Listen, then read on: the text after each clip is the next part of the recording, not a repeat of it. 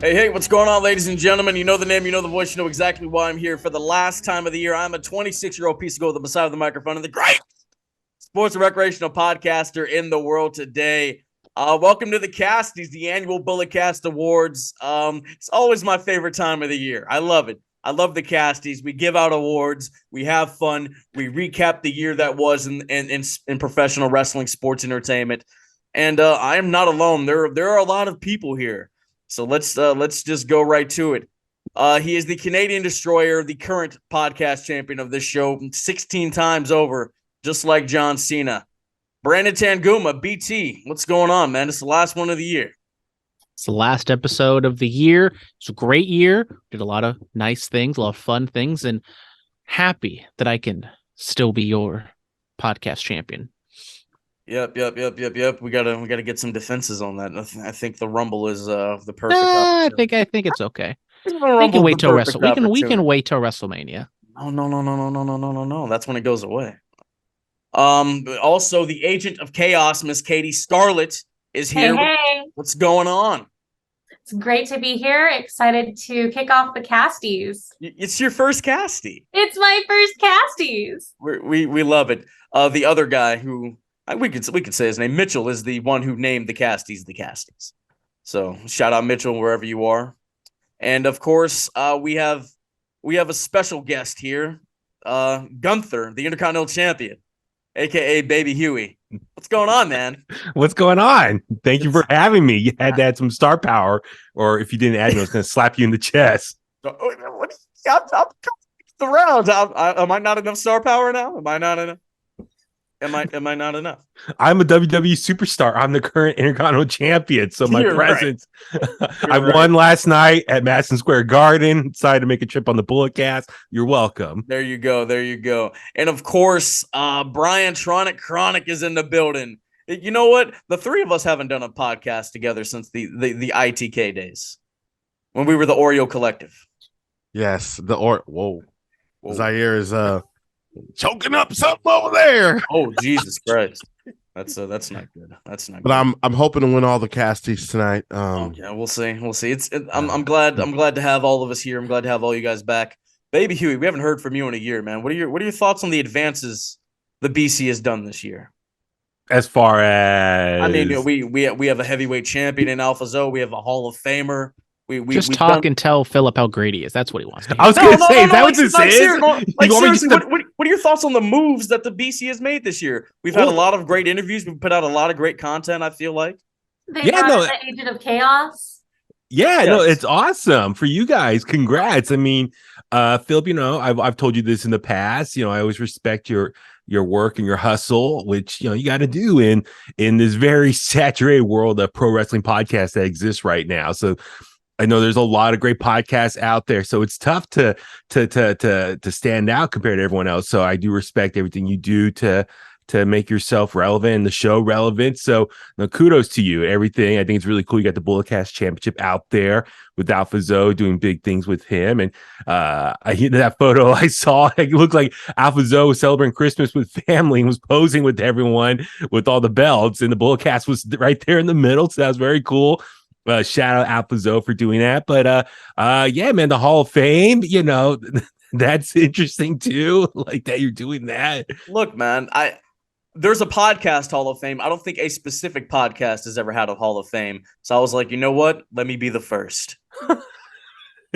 Wait, who's the first induction again? West Coast Design. Oh, that's right. Oh, I know who the next one is. Okay, sorry. I almost slipped and said who. Yeah. Anyway, no, I know what you're talking about, but no, it's cool that you're doing that. So it's very creative. That's how you put the brand out there. So kudos to you and everyone involved for doing that. Yes. But before we get to the Casties, this is the part of the awards show that I always dread. We do the in memoriam for those that we have lost in the year of our Lord 2022. So with that being said, rest in peace to Antonio Inoki, Dave Hebner, Sarah Lee, she was the Tough Enough contestant, Scott Hall, a.k.a. Razor Ramon, and also the legendary referee who was a good personal friend of Andre the Giant, Mr. Timmy White. And also UFC Hall of Famer Stephan Bonner, who just recently passed away. So may they all rest in peace.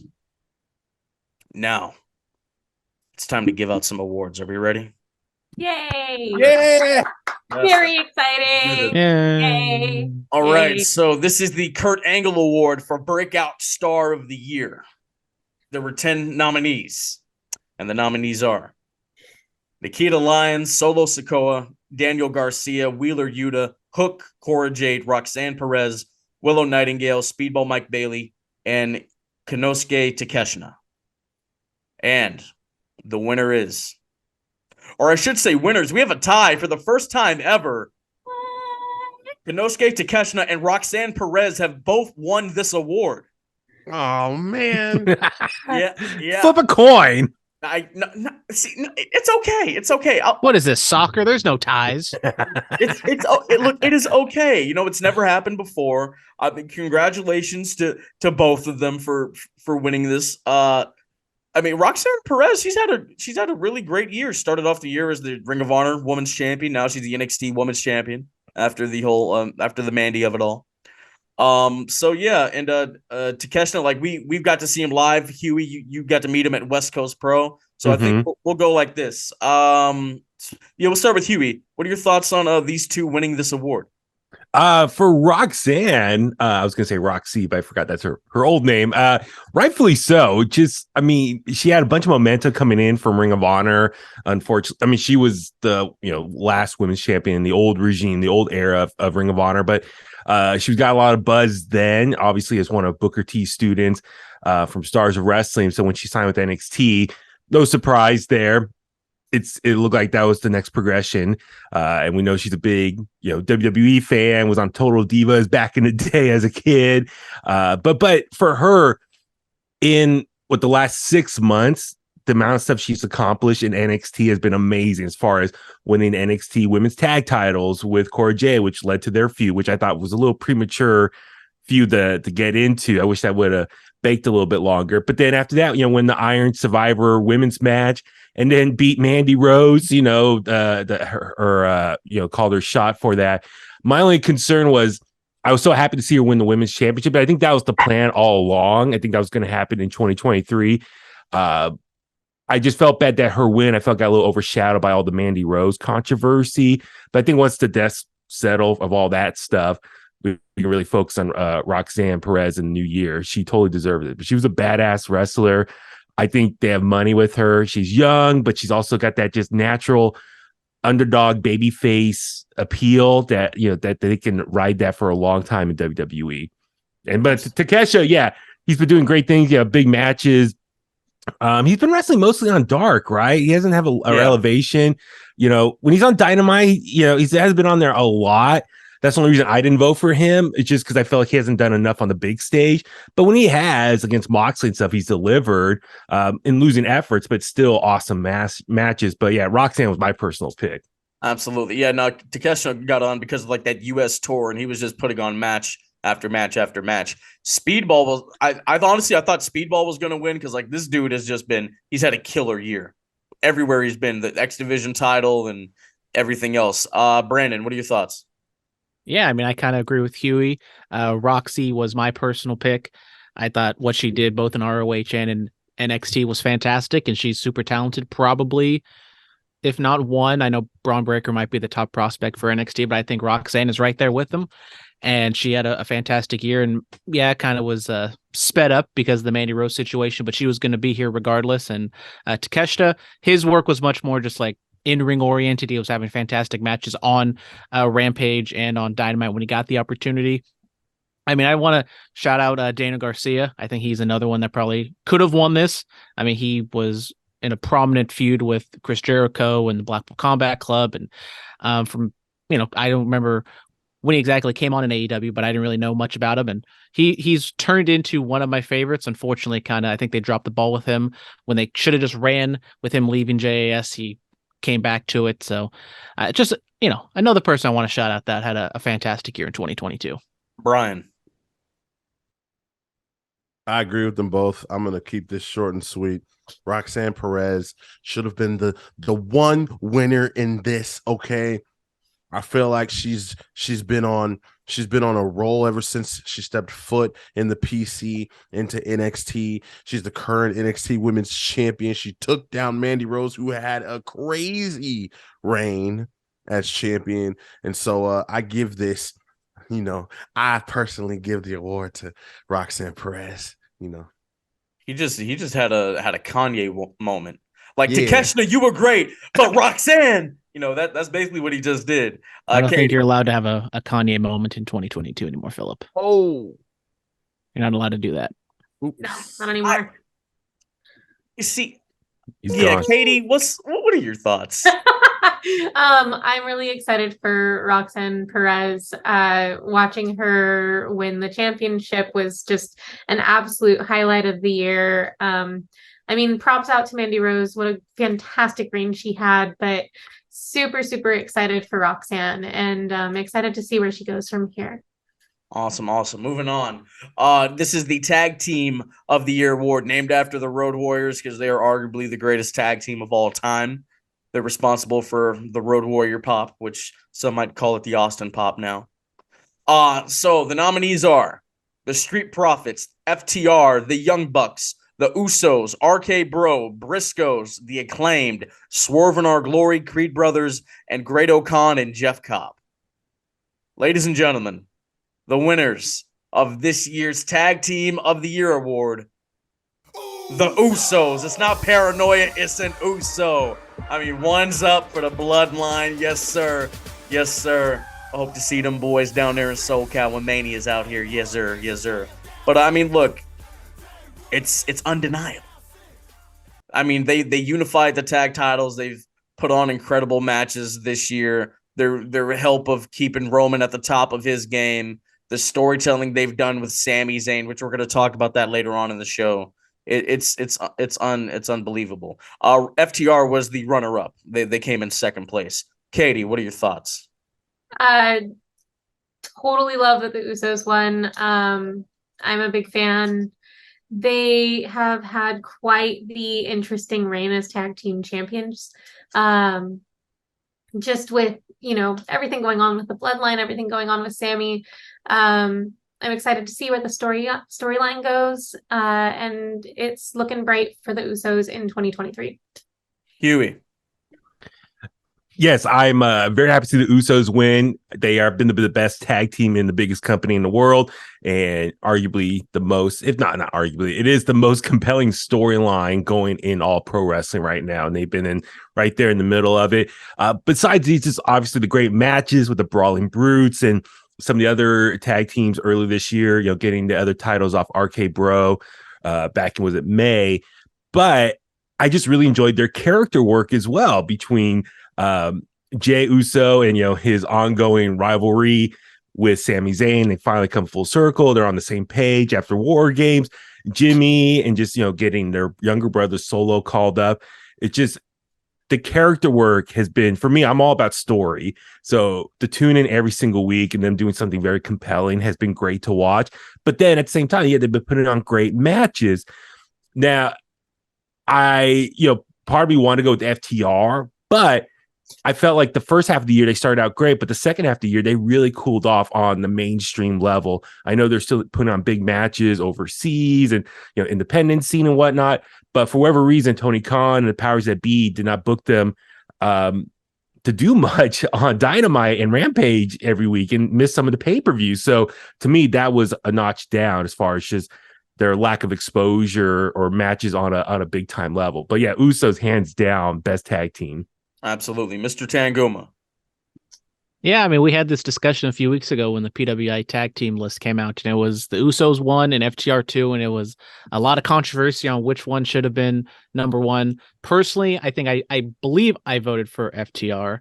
I mean, their matches that they had all year, and I completely understand where Huey and others are coming from voting the Usos because they are the number 1 tag team and the number 1 company, but just the level of matches they were having on ROH and even like the AEW matches, like they're few and far between, unfortunately. But I thought every time FTR stepped into the ring, they always delivered. And I understand why the Usos won because of the story and how, great it's been.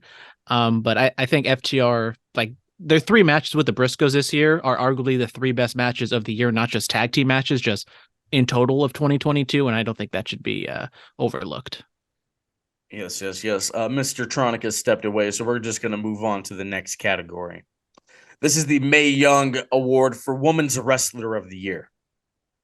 The nominees are the EST of WWE, the Raw Women's Champion, Miss Bianca Belair, the Man, Becky Lynch, the TBS Champion, Jade Cargill, Mickie James, Britt Baker, Thunder Rosa, Toni Storm, Mandy Rose, Rhea Ripley, or Mommy to some, and Michin, Mia Yim. And the winner is the EST of WWE, Bianca Belair.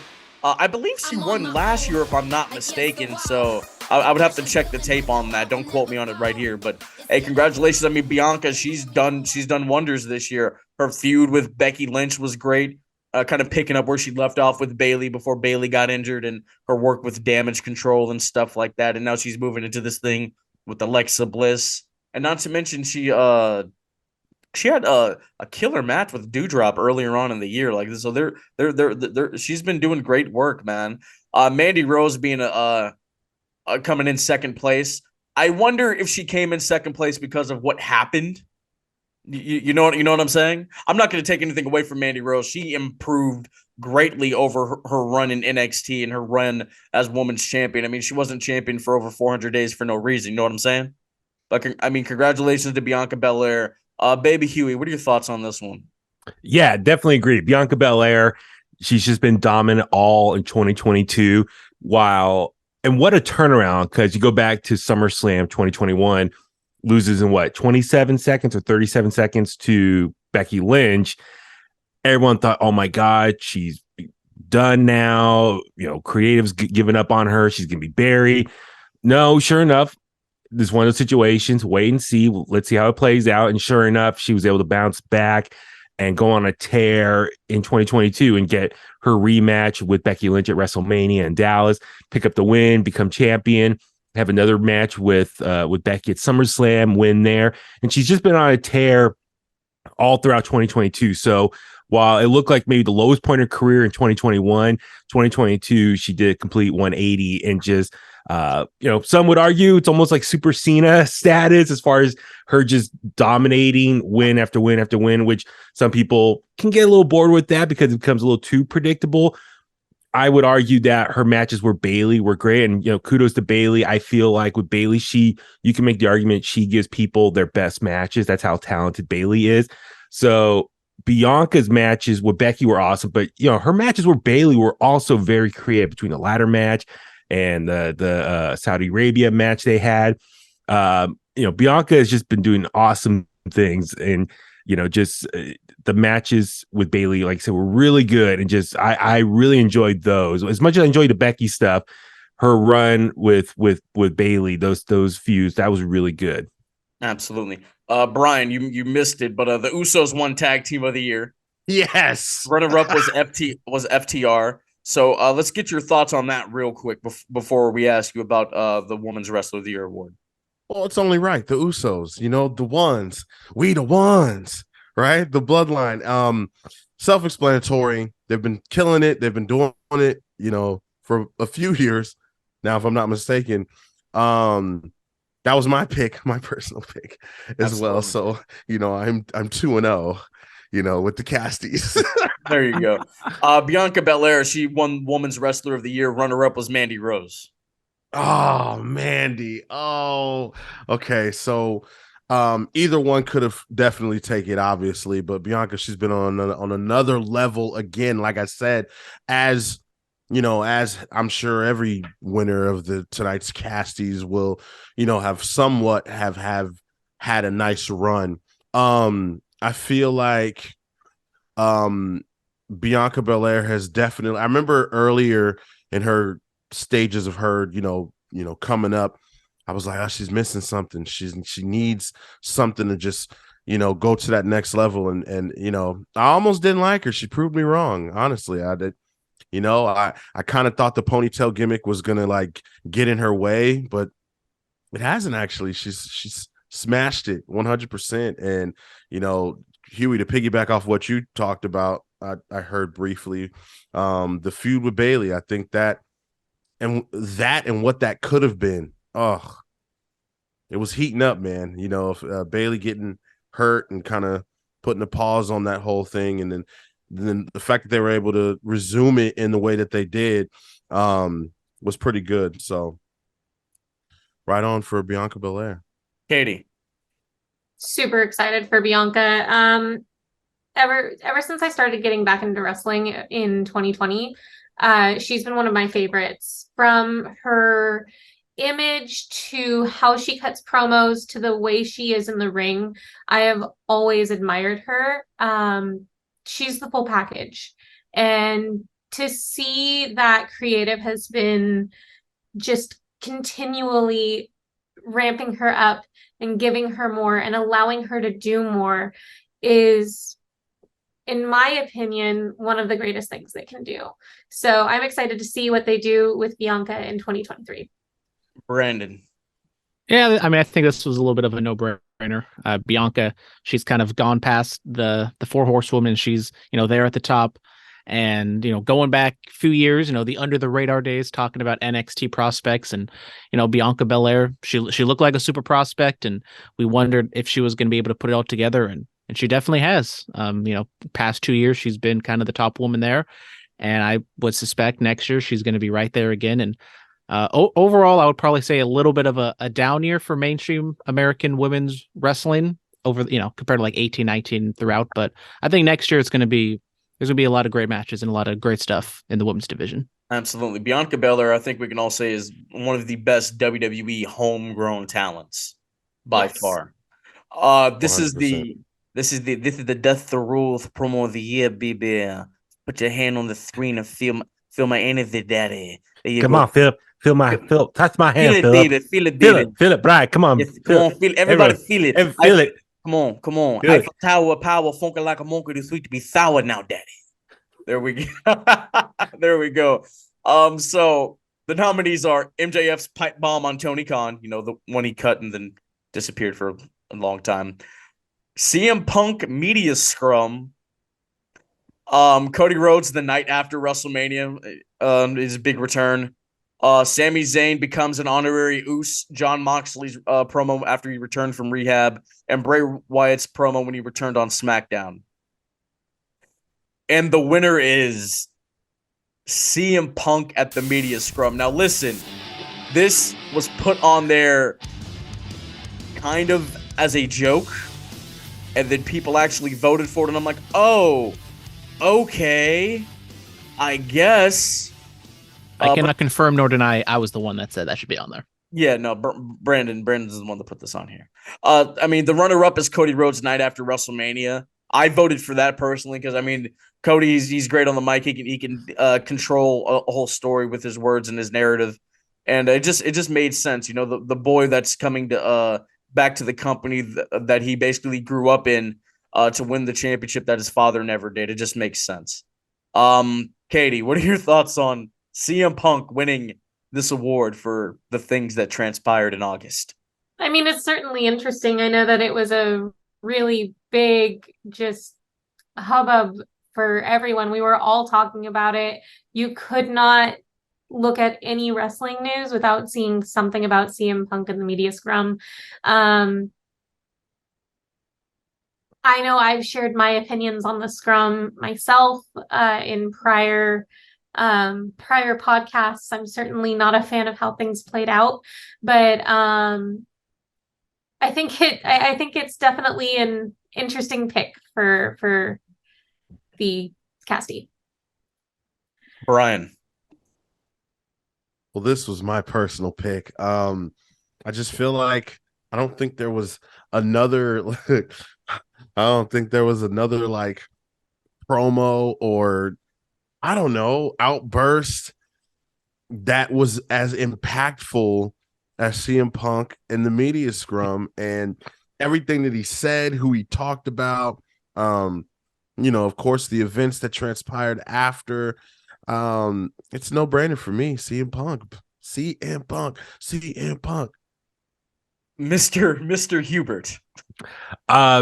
Yes, I think the big thing with the CM Punk media scrum was, it was real to a certain extent. It was the authenticity was there because he was actually venting about his frustrations with real life issues with the company and behind the scenes stuff. So I think that's why a lot of people gravitated towards it and were paying attention to it and trying to analyze it so much because everything he was saying and how, everything he was bringing up, the issues he was bringing up there,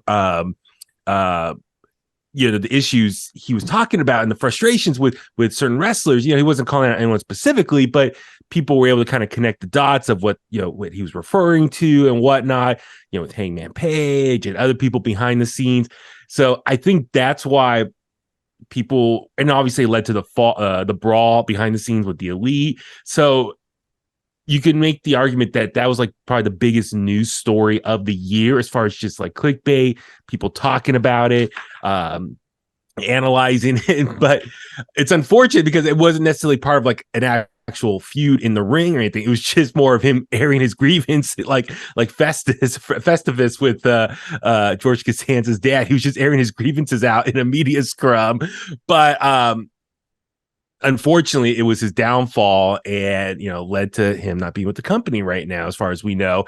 I was torn because I was leaning a little bit towards Cody Rhodes night after Mania because, Brian and I were in attendance there. We felt that promo, the emotion, and, you can make the argument the last few years, the Raw after Mania has been kind of a downer every year or underwhelming. This Raw after Mania, that was probably the biggest highlight was Cody Rhodes' promo and just getting fired up for like, okay, Cody is back to WWE. This is going to be his story arc moving forward, is that chase for the WWE Championship. We want to see this play out.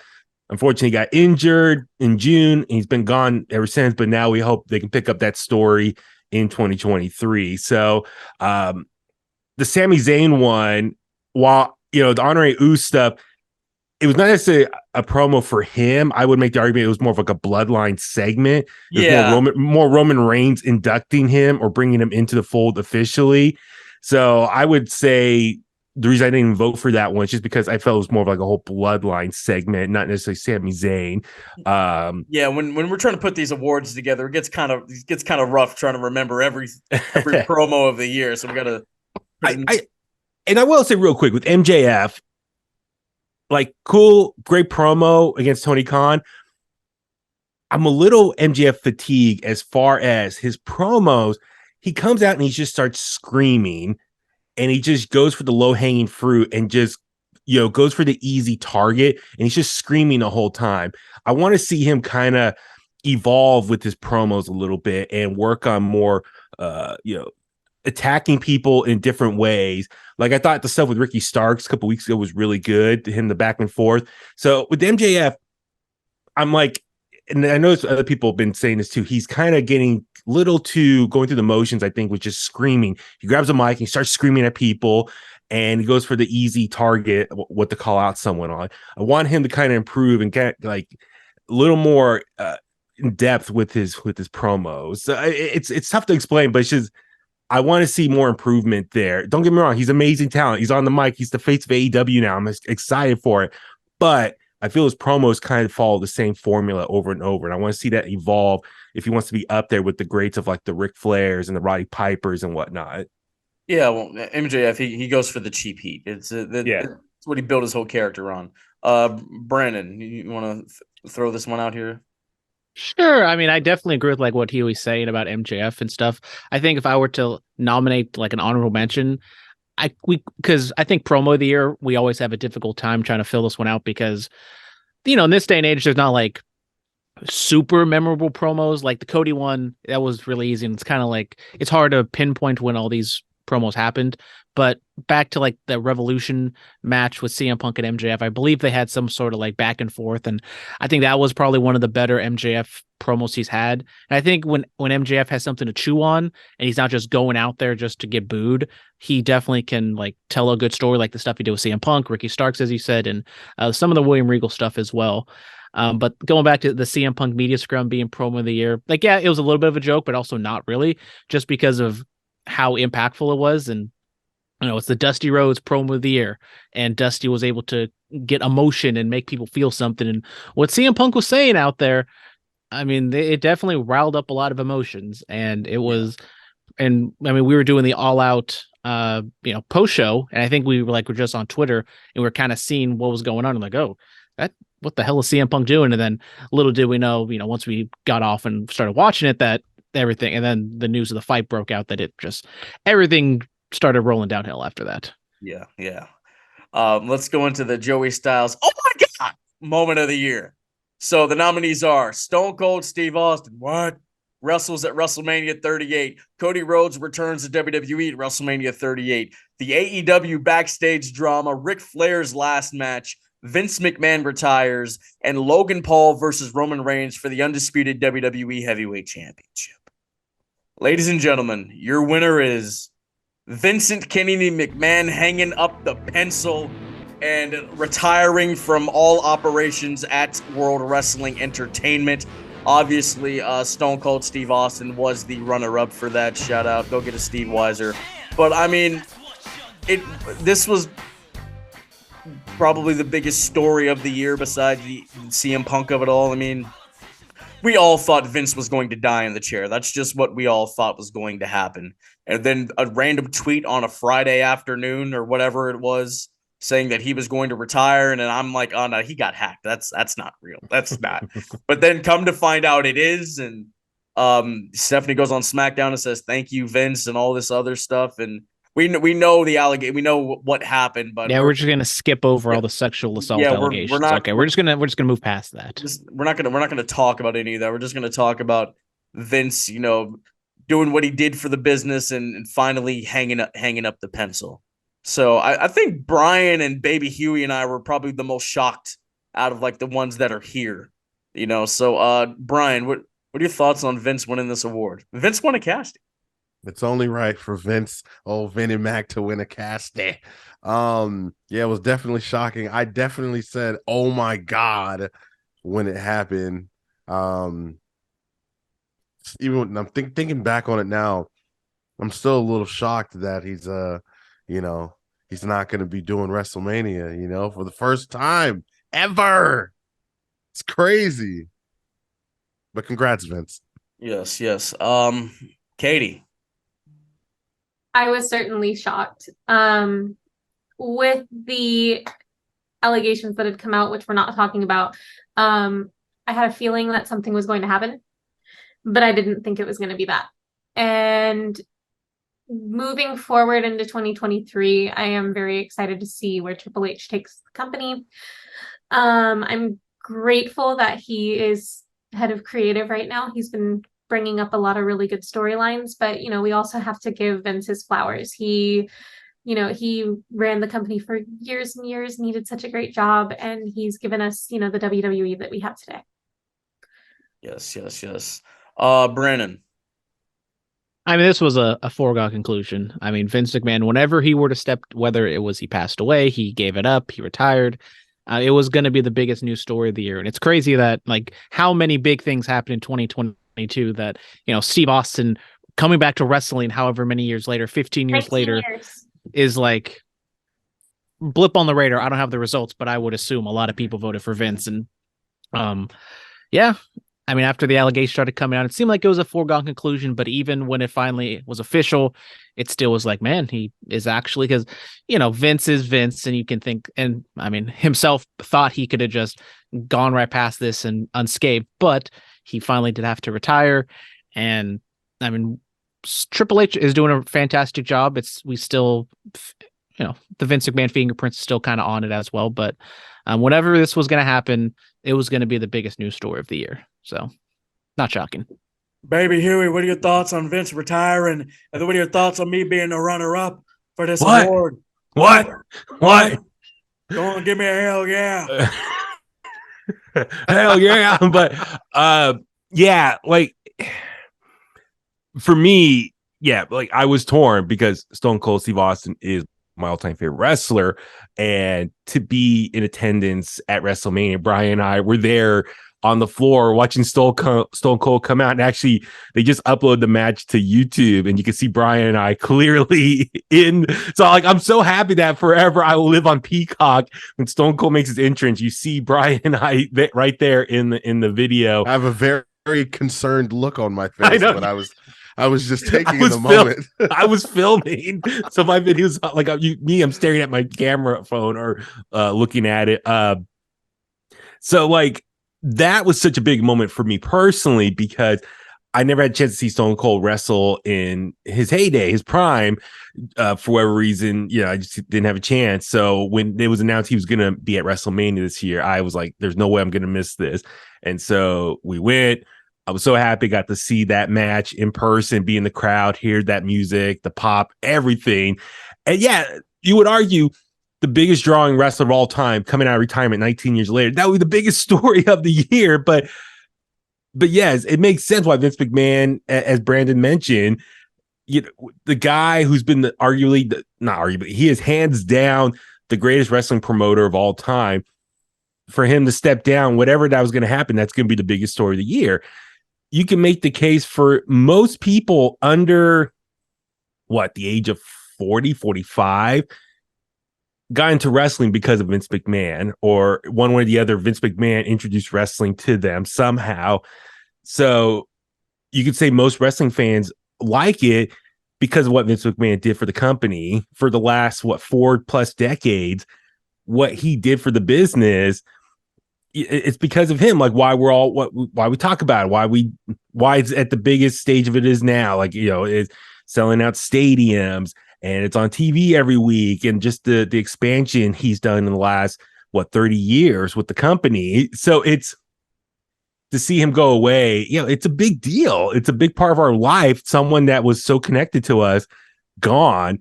Now, for the reasons and whatnot, yeah, I mean, that's rightfully so. He needs to go away, and hopefully he doesn't come back. But you can't argue what he's able to accomplish in the business and how it's affected all of us.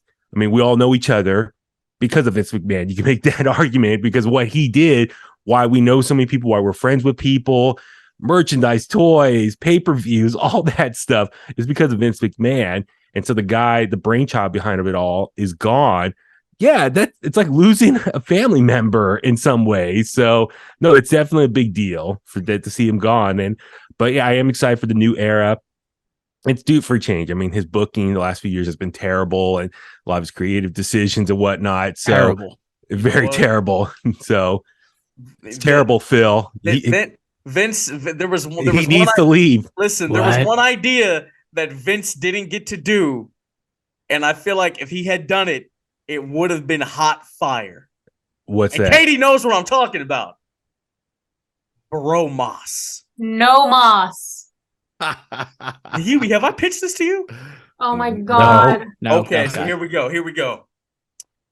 Omos isn't really doing nothing. He has an encounter with Matt Riddle backstage, right? After he comes back from rehab, allegedly, or whatever he's doing. Yeah.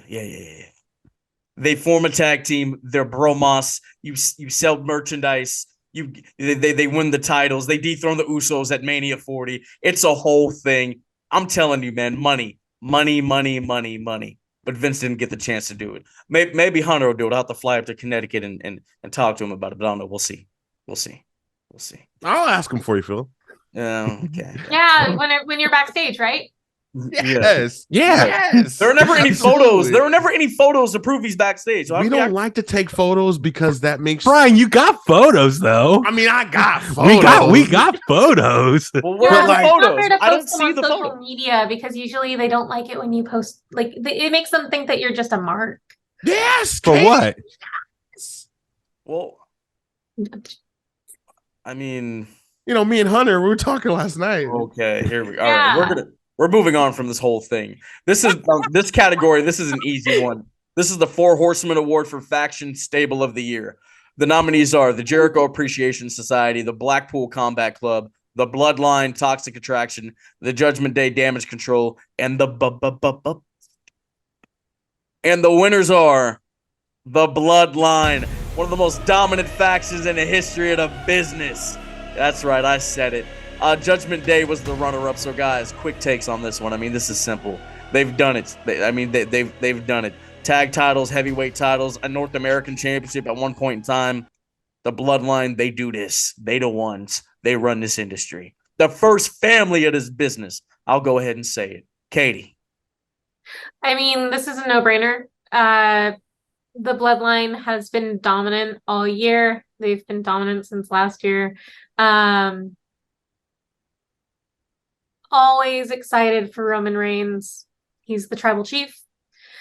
Really excited to hear about Judgment Day being the runner-up, because they have certainly done a lot of work, and I'm excited to see where they're going to.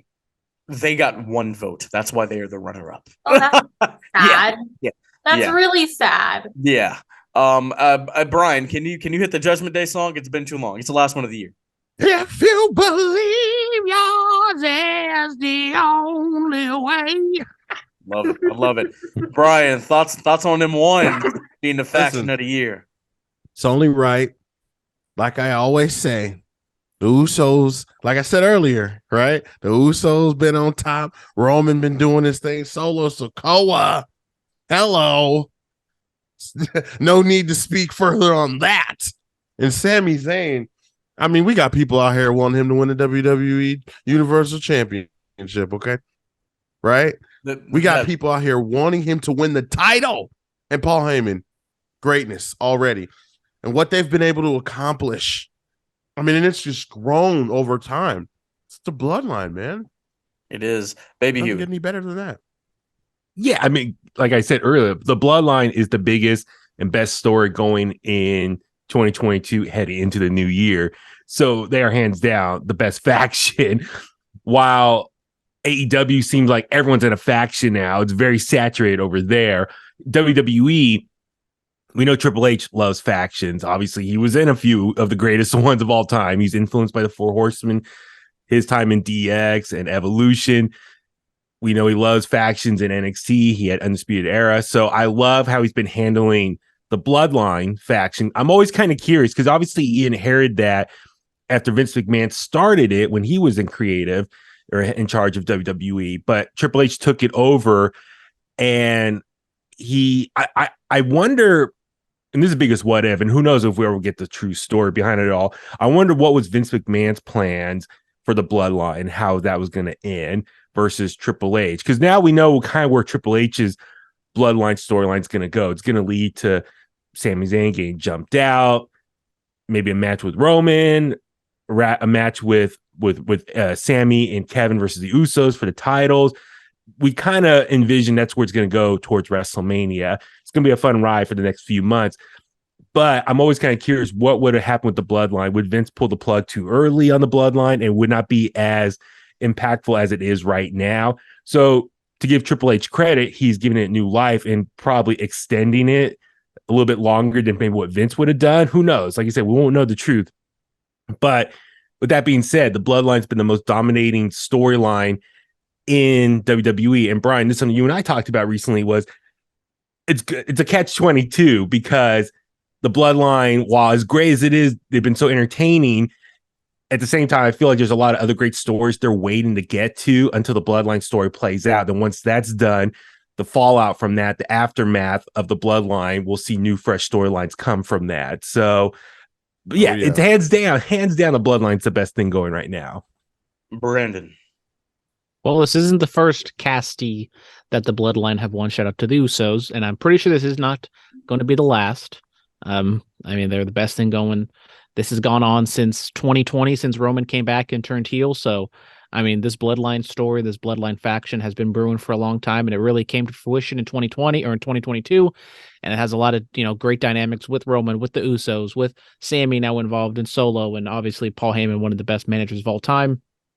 No brainer. And I mean, they only got one vote, but I will say shout out Judgment Day, because if you go back to me kind of burying them when they were with Edge, for them to kind of turn it around a little bit by the end of the year with Finn and Priest and Rhea, shout out to them, because it was not very good when Edge started that thing, and now where they are today is a much better. Hold on, I'm gonna put some respect on Edge's Judgment Day, bro. Hold on. I dug it. I dug what Edge was doing. Those promos, like he threw out the thesaurus for some of them promos, bro. He was trying way too hard to get booed, and it still didn't work. I mean, Mountain of Omnipotence. Come on, I love What was that. he trying to do originally? I mean, I know there was rumors he was trying to do the more magical stuff. He turned that down. He didn't want to go that route. But like, what was his point? Well, we don't know because he got kicked out. We'll never truly. Or wait, no, we do know. He like he was like just trying to like take them under his wing and like I guess try to get the vengeance that used to be around in WWE when he like had his heyday, and I guess he thought that was missing, or it was something of that nature. Mm-hmm. You know? But I dug what they were doing, and then they moved it on. But we're gonna keep it going because there's some Judgment Day action in here. This is the Roddy Piper Award for Heel Turn of the Year. So the nominees are Edge, Dominic Mysterio, Finn Balor, Luchasaurus / Christian Cage, Powerhouse Hobbs, and Samoa Joe. The winner is Dominic Mysterio. He is the heel turn of the year. Runner-up is the Bay Area boy, Powerhouse. Let's get some quick takes on all of these. Brandon. I mean, I think you can kind of throw in Dominic Mysterio featuring Rhea Ripley, because I think both of them have been fantastic, and kind of echoing what I said earlier about the Judgment Day. You know, once Rhea and Dominic kind of got into the fold, it was a much different faction, much different group, and I think what both of them added to the group made it much better than what they were doing with Edge. Yes, Katie. Oh, totally agree with this. Dominic's heel turn was just fantastic. Loved it. But I agree. I think that Rhea should probably be a special mention in this because it wouldn't have happened without her. Oh no, shout out mommy. You know, she got slapped by Rey Mysterio's wife at Christmas. That was a whole thing. That video's hilarious. Oh, that was so good. I'm rewatching Stone Cold and Kevin Owens, and I just saw Brian Tronic and Baby Huey. Hey! What time was it at? Yes. Oh yeah, here. I'll rewind it for you. But Huey, give us your thoughts on Dominic's heel turn. It was long overdue because let's look at it.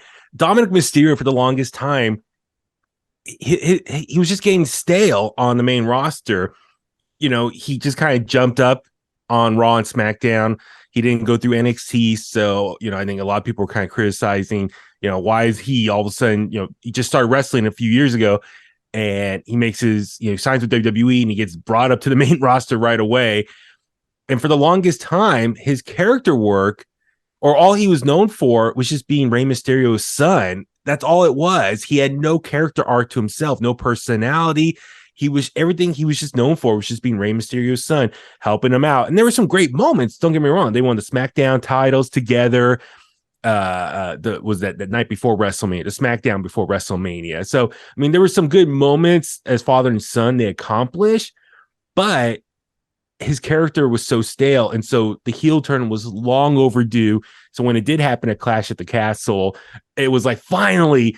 And the last few months, he's finally had some new layers to his character. He's growing his hair out. He's got the mullet going, looking like his real dad, Eddie Guerrero. So it's just like the character work the last few months has been much better. He's becoming more interesting, at least, and the heat he gets. That one episode of Raw, Brian, was that in the Bay Area? The it one was. where, I was sitting there. Yeah, the amount of booze that filled the arena that night. And I know what you're talking about. I was there too, bro. And just hearing that heat, I'm like, because Finn stopped, and I give Finn credit because I think he knew what was going on. He's like, all right, we're going to absorb this. I'm going to stop down. I'm not going to say anything. Let's let the booze just keep going for a little bit longer. So Finn, to his credit as a veteran, was like, let's work this. This is perfect. So Dominic's been a true just, heat magnet with that. And so with the help of Judgment Day, they've been able to bring more out of him. He's being more the chicken-ass heel, like trying to sneak out wins, and Asuka spraying the mist in his eyes. So like these moments, and then obviously him and Rhea Ripley, that chemistry has been really good, bouncing off him. Rhea Ripley, you got to give her credit for bringing that out of him. And then the two videos so far that went viral, Thanksgiving and Christmas night. I hope there's a trilogy. There's like a third one, either New Year's or something in 2023. But I love his explanation after the Thanksgiving fiasco where he beat up his dad at the house. He said they asked him on the bump, like, "Why'd you do?" And he said he put his Christmas tree up before the end of November or before the beginning of December. So I agree with Dominic. That's a great reason to beat up someone for having your Christmas tree up that early. But with that being said, it's just the character work has been so much better and it's been long overdue. So I'm excited to see where he can go in the new year. And I think this is going to lead to a WrestleMania match between him and Ray, which I think that's probably one of the last things probably Ray wants to accomplish. He won tag titles with his son. Now to go up against him on the biggest stage in the world, that's going to be awesome for both of them. Absolutely. And Huey, that timestamp is 8:15. 8:15. Okay. 8:15. Brian, you have any quick thoughts on that before we move on? And I do want to say, like, when Oscar spit the mist in Dominic's eyes, he was like, "I can't see mommy." Like that popped me. That was hilarious. What do you think she's whispering in his ear? Sweet nothings. I gotta ask her. I definitely think I'm happy for Dominic. I think he's been on an incredible run ever since turning heel. I think it was really great, perfectly executed at Clash at the Castle, if I'm not mistaken. The one thing that I always point out, especially with the social media videos and pulling up on Thanksgiving and then Christmas, is that Dominic looks comfortable. I just told Cindy, or it might have been Charlie, I was watching, I'm like, yo, Dominic, you have to really like be in character. You got to really commit. The way he looks at his dad now with like complete disgust, like he's ready to knock his head off his shoulders. You've really, and I know he loves his, we know he loves Ray. You know, everybody loves Ray. But for Dom to really commit to this on this level, he's got great people in his corner like Rhea and Finn and Priest. Perfect individuals to have in your corner. And I think he's doing a great job. A lot of people wanted him to go to NXT earlier in the year. I think that, I don't know, guys, Dominic's all right, especially on his own, away from his dad. That was another thing that people questioned. Absolutely. Let's shorten our takes here as we go throughout the show. Phillip, I've been doing a great job. I feel like I've been as long-winded as normal. I think I've been pretty concise as well. No. That only leaves two people. Hey. Wow. I see this. I'm bringing quality content here. See, this is Attacking why the guys with the long episodes. Huh? This is why when I retire or I'm no longer on Earth, the podcast is going to Baby Huey. This is exactly why. Yeah, see? Yes. Oh, you want me to get long-winded, Phillip? I will get long-winded. He has the most experience. It just makes sense. Right. It's does. fine. This is what he does for a living. It just makes sense. I mean, Yeah. I guess day 2 doesn't mean anything to you anymore. Or maybe I'll buy it first. All right, brother. Okay. This is the NorCal Wrestler of the Year award. I wanted to do something for NorCal. This is the Mike Modest Award. So with that being said, the nominees are Titus Alexander, Dark Sheik, Brittany Wonder, Dave Dutra, Vinny Massaro, Tony Vargas, Jacob Fatu, Starboy Charlie, Alpha Zoe, and Levi Shapiro. The winner is, ironically, it's the Bulletcast champion, Alpha Zoe. Now, I voted for Titus Alexander. Okay? I mean, hey, look, shout out to Zoe. He's done great work. But I look at Titus's work because I've been to like all these shows throughout the year. The story he was doing with Starboy Charlie, his work in that West Coast Cup was phenomenal. And then to take the title off of Jacob Fatu, and then to go and have a key spot in the King of Indies. I mean, just like that whole like summer leading into that, like it just made sense for Titus to be the NorCal Wrestler of the Year, in my personal opinion. He and Jacob Fatu were actually the runners up. Yeah. And I mean, Jacob, he's done great work too this year. His run with the West Coast Pro title, taking it off of AJ Gray, and then the stuff he did. His match with Mike Bailey was tight. His match with Bandito this year was awesome. So yeah, man. So but hey, shout out Zoe. Zoe's been putting in the work over at Hood Slam, UGWA, SPW, Stars, everywhere. So but shout out Alpha Zoe for real. Baby Huey. I question Shenanigans. Your current Bulletcast champion is the winner of this award. Bro, I voted for Titus Alexander. I voted for Titus Alexander. I'm just saying, just interesting coincidence we have here. No, but all serious, Alpha Zoe, love him. He does amazing work, either as a single star or with the conglomerate or with Too Fresh. Like, I love how Alpha Zoe here in the Bay Area or Sacramento, Northern California area, when you go to an indie show, you could potentially see him in different capacities, which I think is great. He's like a chameleon. He can adjust. He can do great singles matches. He can do great tag matches. I'm a big fan of Too Fresh. I mean, I remember pre-pandemic, towards the end of APW, before the pandemic hit, I remember that time period with APW, like they lost a lot of their big indie stars who got signed up to like AEW or signed to NXT. Because remember, there was like that big indie boom in 2017, 2018, and then a lot of them got signed up in 2019. So APW, for example, was going through, I think, like a reset by bringing up new talent. And Alpha Zoe and Too Fresh, those guys really, stood out to me as like the next face or generation of indie talent here in the Bay Area. And so Alpha Zoe, post-pandemic or coming out of this pandemic, he's been doing a lot of great things, a lot of awesome matches. He's wrestling all over different promotions. So, I definitely encourage everyone, go out and see him when you can. Titus Alexander, I love what he's been able to accomplish. He's accomplished so many great awards this year. Personally, I love Jacob Fatu. I really kind of feel like he's the face of Northern California wrestling right now. He's definitely going out there doing big things. He's winning titles.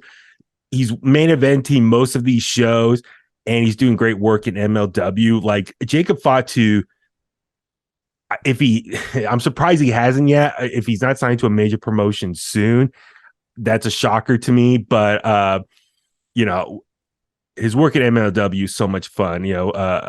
Brian, I got to see him down in Dallas for WrestleMania weekend. MLW had some shows there, so it was great to see him in person. Just we're spoiled, I think. We have a lot of great talent here, and like I said, Jacob Fatu, I would love to see him do big things in New Year. But Alpha Zoe, congrats to him.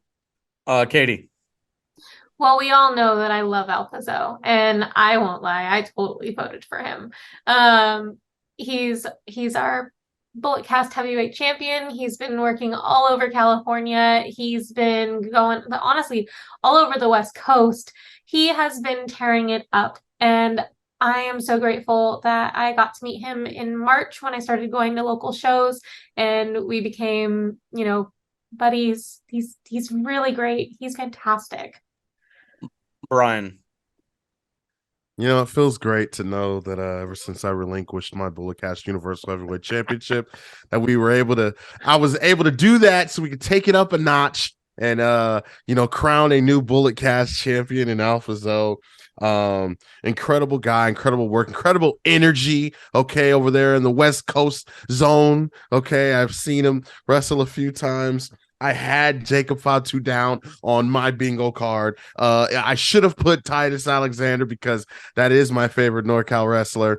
So hopefully Titus could one day rightfully get a shot at the Bulletcast Championship. Maybe we can work something out. Maybe I could be the manager, huh? I got plans, brother. I got plans. Hold on. I'll give you the manager. Absolutely not. No. Brandon, quick thoughts.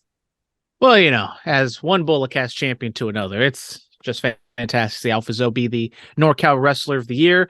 Titus Alexander, I mean, shout out to that guy.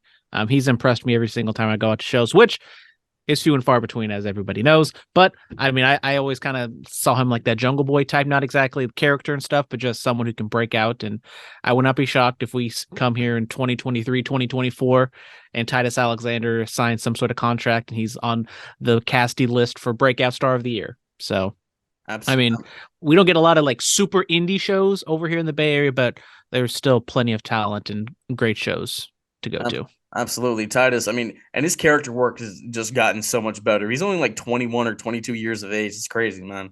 He has a bright future. And I do want to, one of the nominees, Tony Vargas, did retire. I know we talked about it on the Bullet Cast, but I do just want to throw that out there again. For real, Tony, like, thank you for everything you did for this scene. You're one of the realest motherfuckers in this game, for real. For real. We can Moving on. cuss? It's the Casties, brother. For real. Fuck yeah, let's go. Okay. Pay-per-view. Yeah. This is the Mega Power Award for Storyline of the Year. So the nominees are Sami Zayn joins the Bloodline, Dominic versus Rey Mysterio, MJF becomes the Devil, Christian Cage / Luchasaurus versus Jungle Boy, and Mickey James One Last Rodeo. The winner of this award, it's obvious. The Bloodline's winning all the awards tonight, I guess. Sami Zayn joins the Bloodline. I mean, it's been a really great organic story that we've all loved. The runners-up were Dominic versus Rey Mysterio, and then the Christian Cage Luchasaurus thing with Jungle Boy. So let's get some quick takes on this one. Brandon. I mean, you said it. It makes complete sense for Sami Zayn to be the winner. Sami Zayn joining the Bloodline, just great stuff all the way around. I mean, just the storyline itself. It's a very adult-driven storyline. It's nothing, kooky. I love my sports-like stories of just wanting to be a champion, but that really wasn't the case. This was, a guy making new friends after. I mean, he was a joke at WrestleMania in that Jackass match, which I love that match, but nowhere near what I think Sami Zayn should have been doing. And now to see him come full circle, however, 8 months later, to be in a main event caliber faction, main event matches, and the leader, like it's like Sami Zayn, The Rock, and whoever else, Cody Rhodes and Braun Breaker, like that foursome that you see beating Roman. And it says a lot to see where Sami was just a couple months ago to see where he is now. Katie.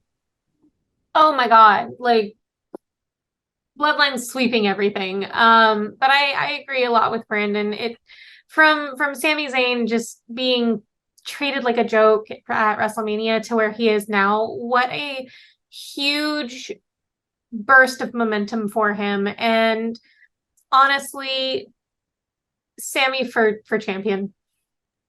Baby Huey. Yeah, Bloodline. Come on, like I said earlier, it's the best storyline going all in pro wrestling. I cannot wait for the day after this Bloodline story is done with, wrapped up, and it's over with. Whoever, I'm sure multiple YouTube channels are going to do like a full like bio video documentary explaining the whole thing, how this came together, and explain the history of this whole Bloodline storyline with Sami Zayn, and maybe pinpoint specific little Easter eggs, and like in hindsight we go back and watch it like, oh my God, I didn't notice that before, that was amazing. Like, so that's what I'm looking forward to. It's just there's so many layers to this storyline. It's very detail oriented that when it's all said and done, there's gonna be, like I said, little things be like, oh yeah, that was actually a reference to this, or that led to this. And so I'm excited for once it's all said and done. But with that being said, everyone, I feel like, is so focused on how it's going to end. I think need to remind people, enjoy it right now. Enjoy it in real time. Make sure you watch every episode of Raw and SmackDown. Watch the storyline. Watch it play out. Don't get so caught up about how it's going to end. Just enjoy the ride right now. But yeah, like I said, Sami Zayn, it's just, like Brandon said, he was just kind of a joke. Like, even a year ago, was it Brock Lesnar F5'd him on SmackDown? Like, Sami Zayn was just kind of like floating around, just kind of being the Weasley paranoid heel guy, trying to bother people. Now to be part of the biggest camera faction. crew. Yeah, that's with the camera crew. That's right. So, but yeah, like I said, he's part of the biggest superstar in the world, Roman Reigns, the best tag team. It just the layers to this story and where it's going with Kevin Owens. Yeah, I cannot wait to see. But no, it's hands down the best thing going. Yes. When it comes to the retro video, since I'm close with them, I think I should do it. I'm just saying. I seriously take all clips and all. Yeah, put it together, explain the whole the storyline, so we can look back on it. It'd be a great evergreen piece to watch here and there. Yeah. Brian Tronic. Another one for the Bloodline. Sami Zayn is the rightful winner.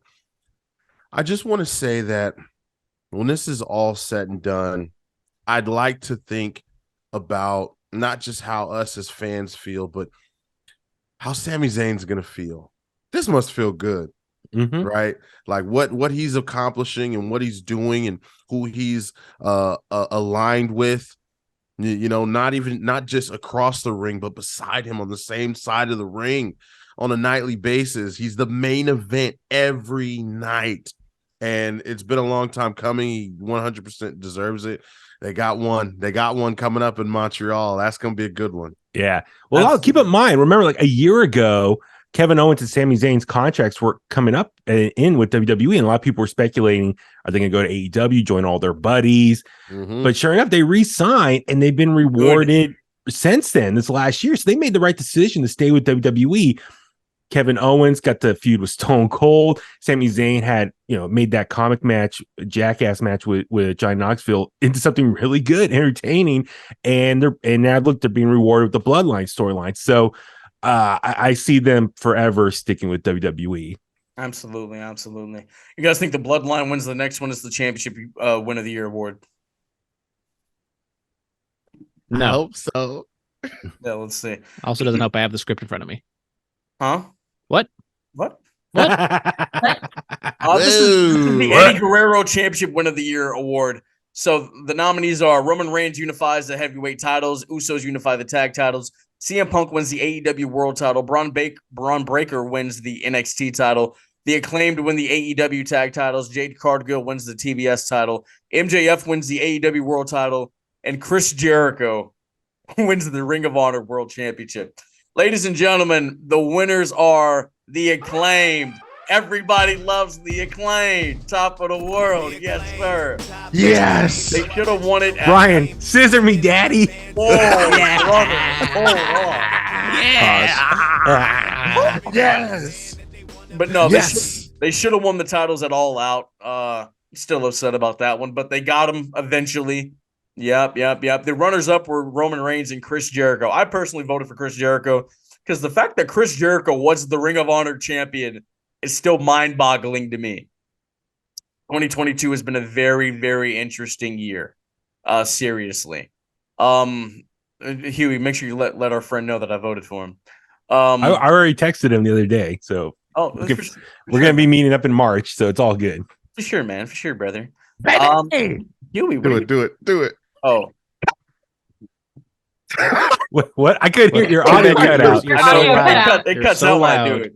It's Zoom. You can't go too loud in Zoom and over peak. You gotta bring it down a bit. I mean, I'm peaking and peaking. Okay, Sasha Banks. You're impeccable. I'm the peaker. You've already peaked. I mean, I'm peaking and peaking. I don't just peak and then I'm done. I'm not gonna say anything about this. Do you have a problem? Do you have a problem with my peaking? Do you have a problem with my peaking? Who, me? No, Katie. Do you have? He's talking about me. I'm not saying anything. You're not gonna say anything about my peaking. Sounds like you're edging, Phillip. Nope. We named an episode "Edging" once. I remember that. Great Blink-182 song. Shout out Blink-182. I'm a huge fan. I miss. Wait, what? I could. So do it again. What'd you say? I didn't hear you. Come on, baby. Okay. Yeah. Do that impression for him in March, and let's see his reaction. I don't want to do I'm gonna film his reaction. I don't want. We'll just drink the goose. But no. Which Huey, we did. Huey, what are your thoughts on The Acclaim, brother? Sorry. No. What a story for The Acclaim. A homegrown talent, starting literally from the bottom. 2 singles guys, young guys, unknowns that Tony Khan put together as a tag team. Come up, were getting booed. The crowd didn't like them. And we started out at Daly's Place. And over time, just organically get themselves over. Max Caster, his raps have been really good. Just, taking shots at people. Anthony Bowens, his energy, he's been a great just wingman for him.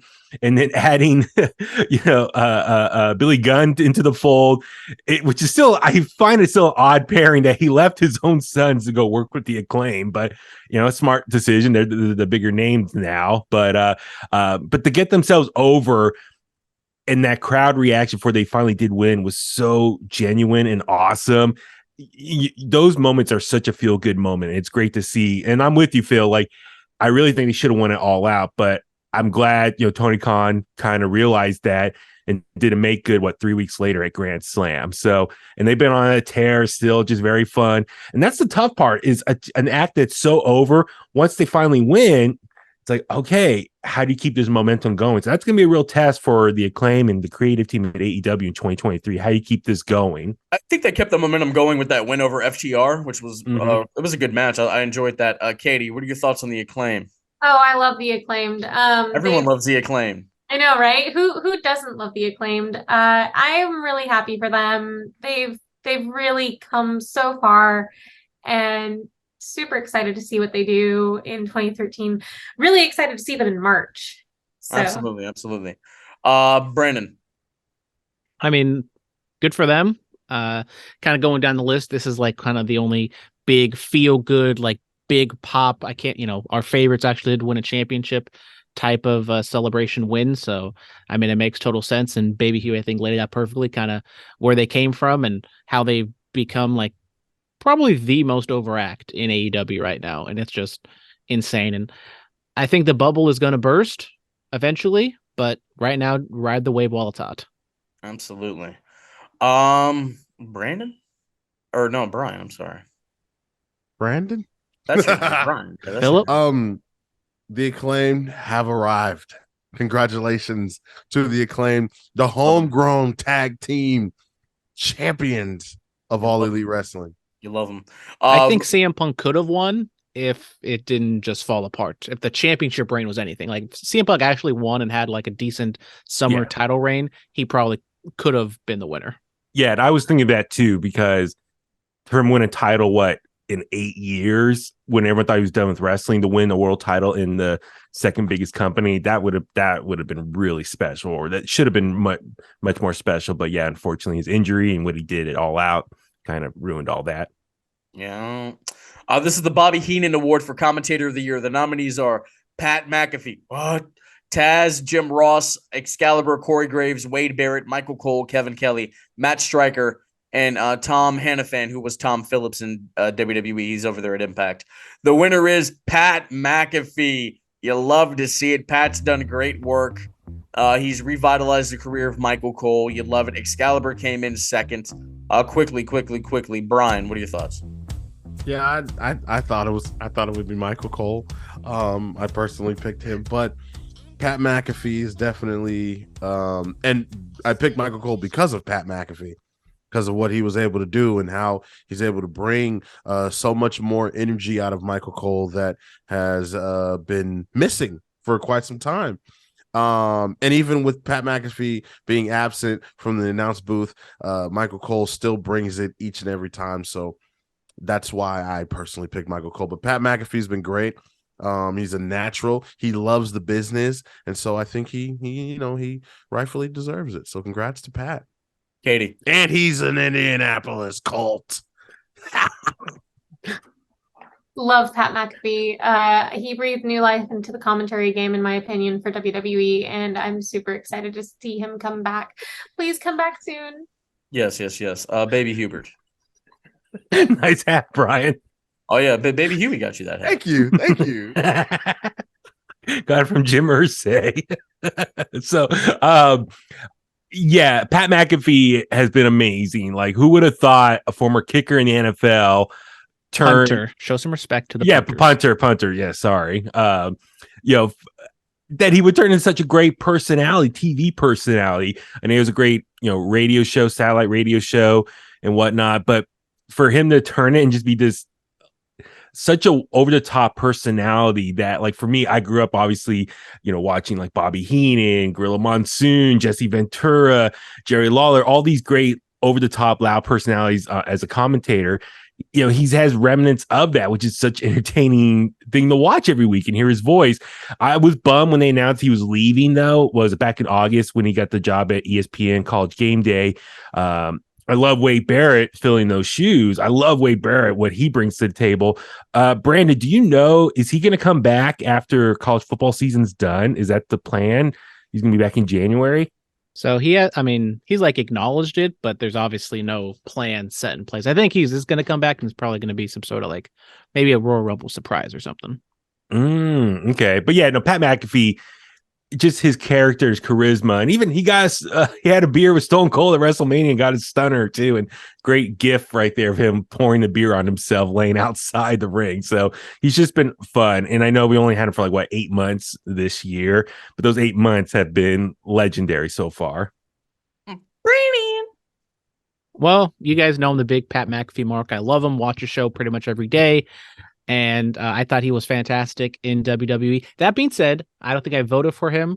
I probably would have been with Brian and went with Michael Cole because of what Pat McAfee did, breathing new life into Michael Cole. And, this is still the Vince era in the beginning of the year. And Michael Cole just seemed like so great. He was having a lot of fun. If you watch the Pat McAfee show, like they have vlogs together, and Michael Cole's been on the Pat McAfee show, and they just seem like they legitimately have a very good relationship. And that comes out on SmackDown. So can't wait for Pat to come back, and glad to see that a lot of other people recognize how great he is. He is a little waning. I think he can be a little bit much at times. Yeah. But when he's good, he's really good. Well, shout out Pat McAfee. He had that great interview with Vince McMahon, a rare interview with Vince McMahon. And then the stuff with Shinsuke dancing on the table with Rick Boogs. Like that stuff is all entertaining. But yeah, his Vince McMahon interview, that was the one time I tuned in live to watch Pat McAfee do that interview. Yeah, talked about his then wife. Because of Pat McAfee, we got to spend 90 minutes in the brain of Vince McMahon, which is an interesting sight.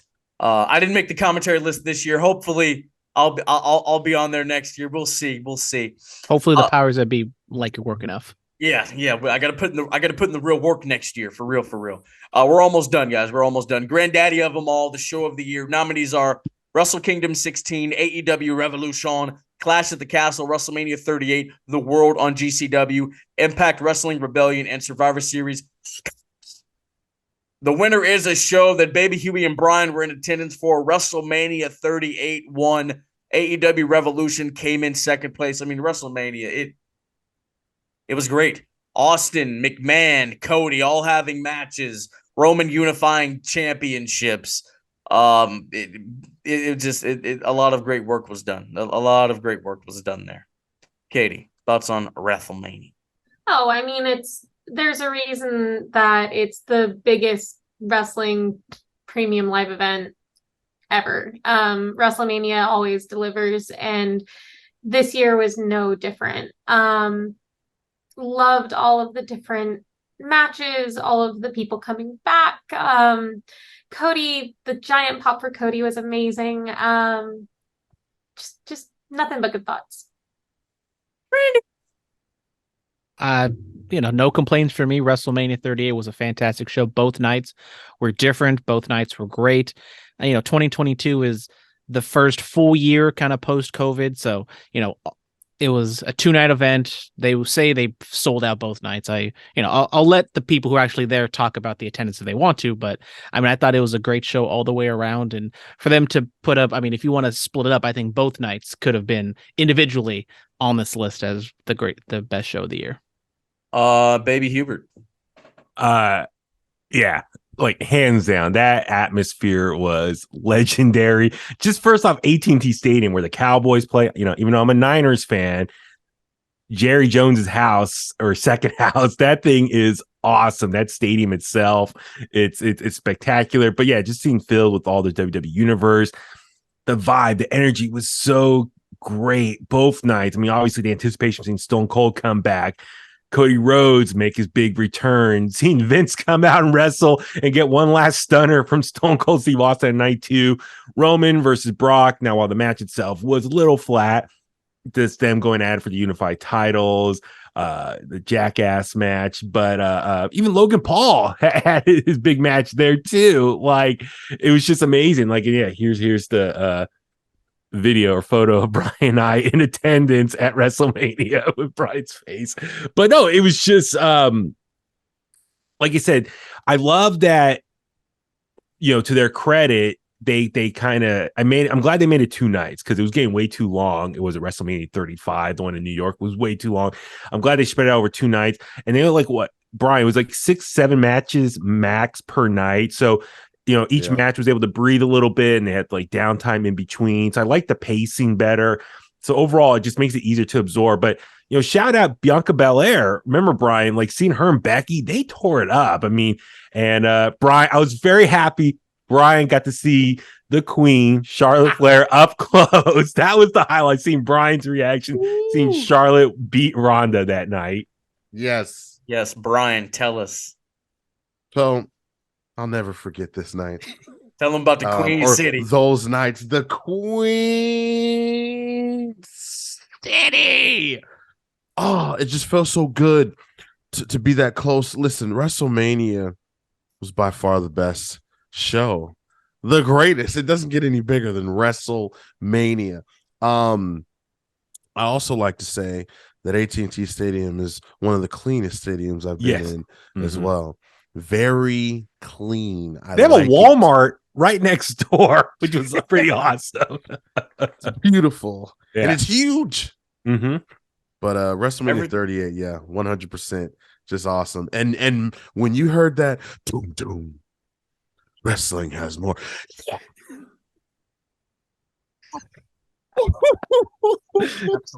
Absolutely. And of course, the Walmart is big, bro. Everything's bigger in Texas. Come on, brother. You should know that. This is the Feud of the Year award. It's named after Brett and Owen because they did good business back in the day. I wasn't alive to watch it though.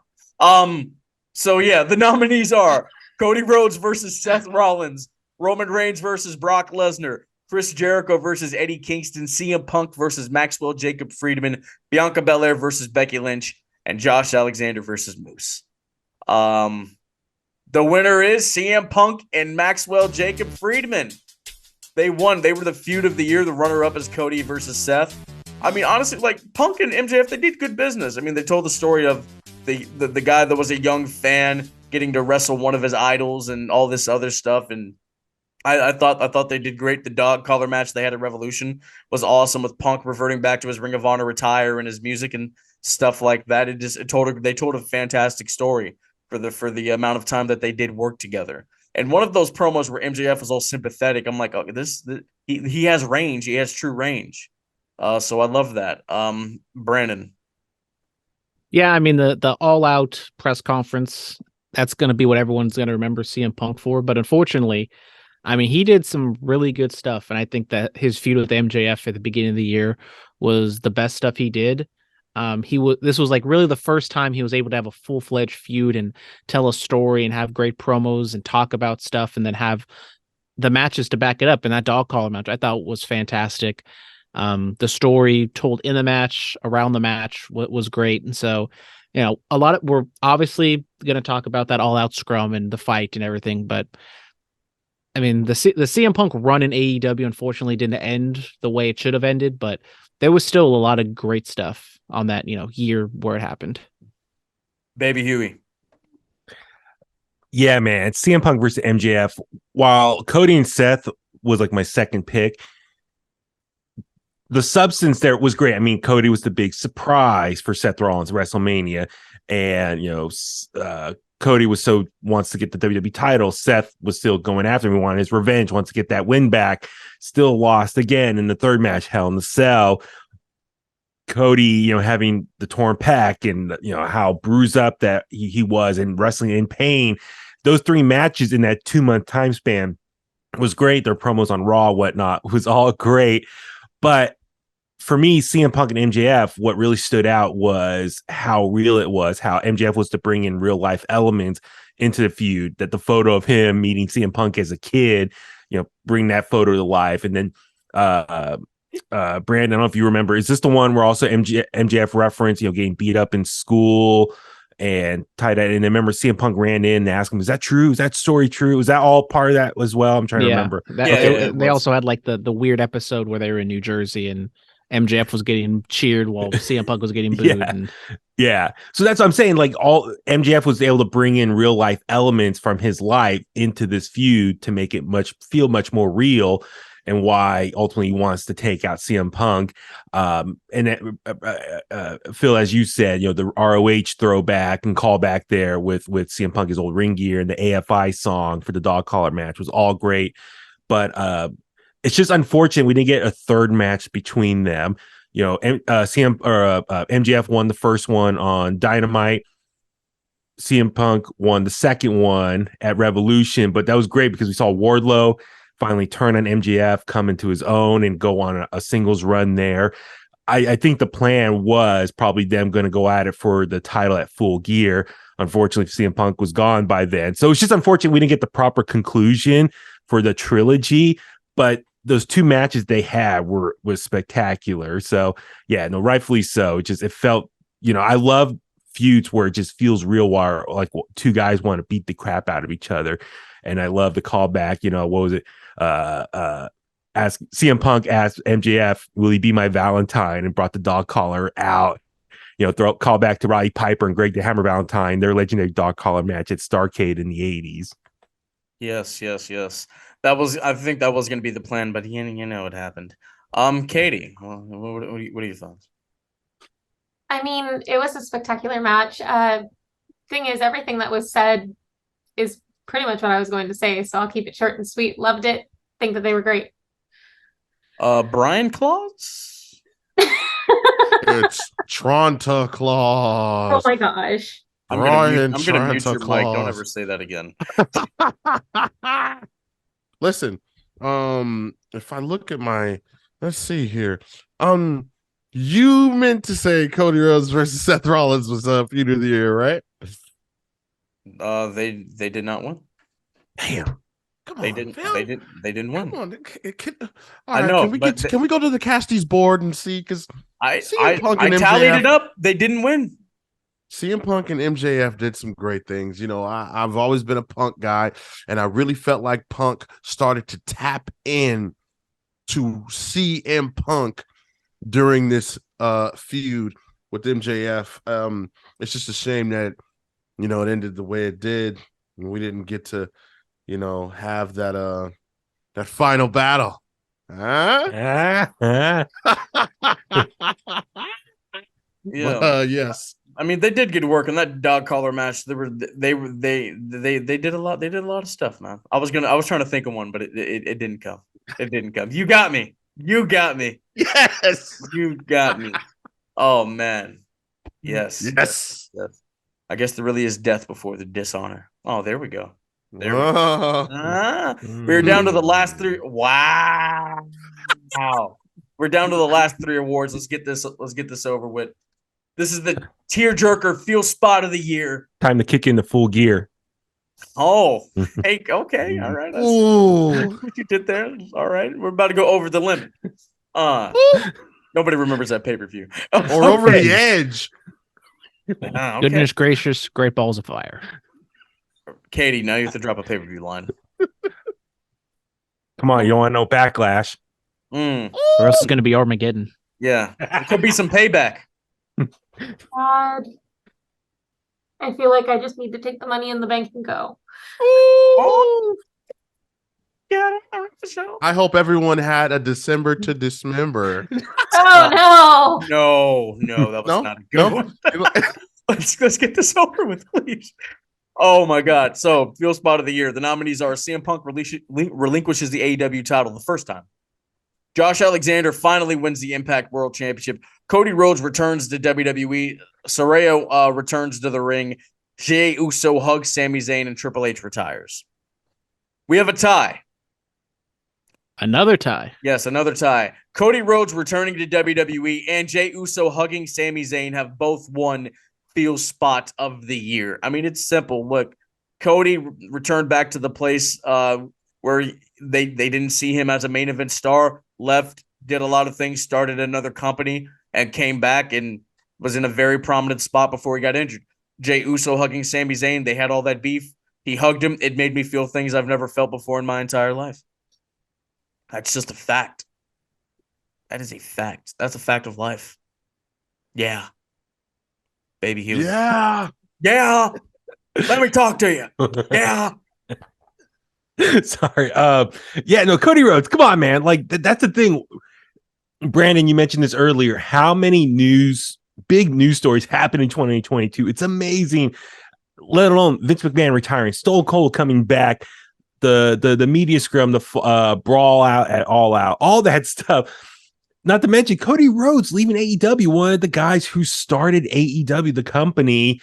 He leaves. He was the first big name to leave the company, and return back to WWE. It was amazing, just in the hype, that the anticipation of him. Where's he going to do next? He left AEW in February after his match with Sammy Guevara. It's like, okay, what's he going to do next? And finally, the return to WWE, and the crowd responded. Brian, you and I were sitting there. That pop, the crowd reacting, and just excitement. And I love, you give Vince credit and whoever the powers that be creative at the time, let Cody maintain everything about his appearance, his presentation from AEW, brought it over to WWE. Same theme song, the wardrobe, the ring gear, everything. It literally looked like they just picked him up out of AEW, dropped him in at WrestleMania. It's the exact same presentation. That's actually a great point, because Cody gave an interview when he had a meeting with like Bruce Pritchard and Vince, and he was like, well, I have to, be what I've been this whole time. And Vince was like, well, that's what we want. That's what we're buying. So, it was a smart move on their part, honestly. Brandon. I forget exactly who I picked, but my vote would go to Jey Uso hugging Sami Zayn. I mean, if you just go down the list, all of them are like, a promo, a win, or blah, blah, blah. Like, this is like just a little moment of a man hugging another man after winning a match where it's not like a championship win or anything like that. It was just a War Games match, but yet it meant so much for the story and what they were building to for months and months and months. And I think that just, even when we did the recap, I was like, man, that one got to me. I don't know why or how, but God damn it, they got to me. And it's something that I haven't really felt in a wrestling match in a while. And it was definitely a moment, and no tears, but I really enjoyed just that little subtle thing compared to like all these other moments that were in contention, which were like big time moments, when this was just like a little cherry on top of a match. Absolutely. Miss Scarlett, how do you feel about this? Completely agree with Brandon. I feel like I feel like Sammy and Jay hugging should have been like the win-win, but ultimately, both are great. Mr. Tronic.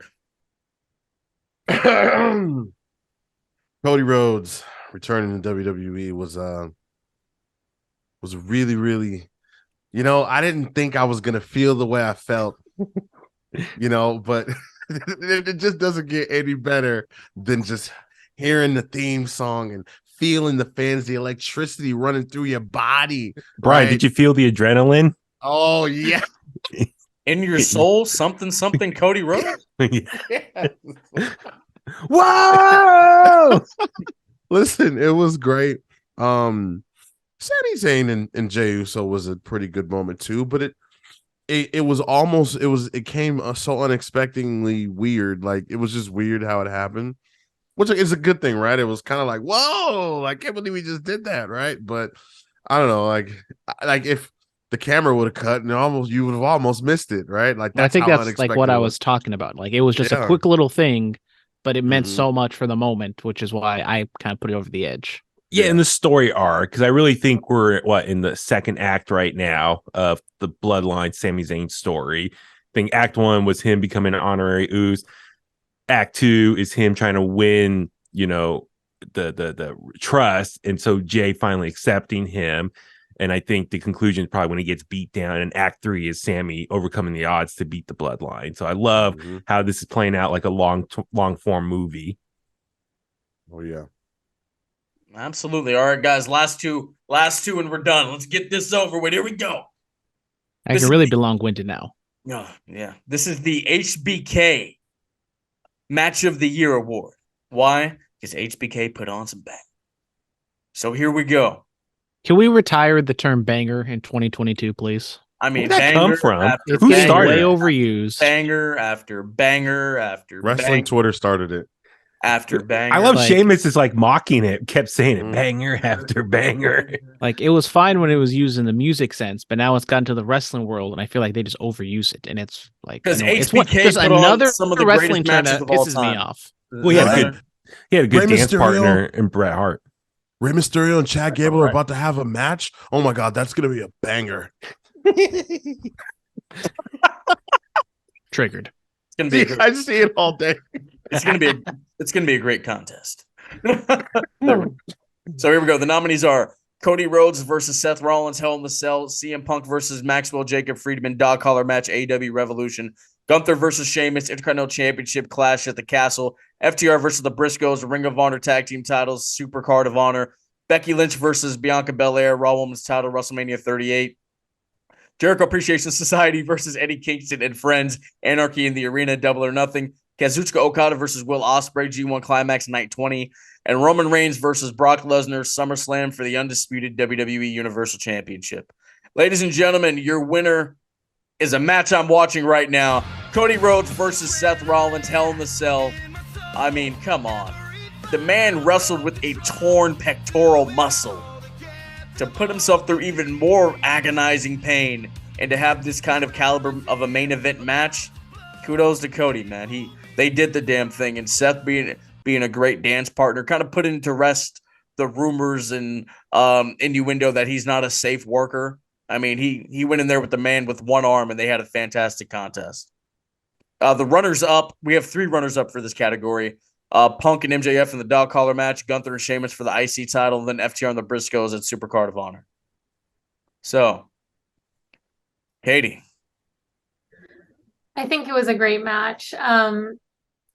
Cody Rhodes and Seth Rollins put on a hell of a show, and the fact that Cody, wrestled with a torn pec was just absolutely mind-boggling. I mean, when I remember watching it live and seeing his pec when he took his jacket off, and I was just like, what is wrong? And just immediately the pop and the intensity of the match became so much more, because you were like, oh God, he could really hurt himself. But kudos to Seth Rollins for being a safe worker in the ring and really being there for Cody and just putting on a really good show. Brian. So I picked Gunther and Sheamus. But listen, Cody Cody Rhodes. Banger? Cody Rhodes and Seth Rollins. It's still a good pick for match of the year. I think, not a lot of people are gonna say it, but I'm gonna say it, man. Seth Rollins, he's been carrying for a long time, and for a great chunk. Did you just say carrying, as in cross?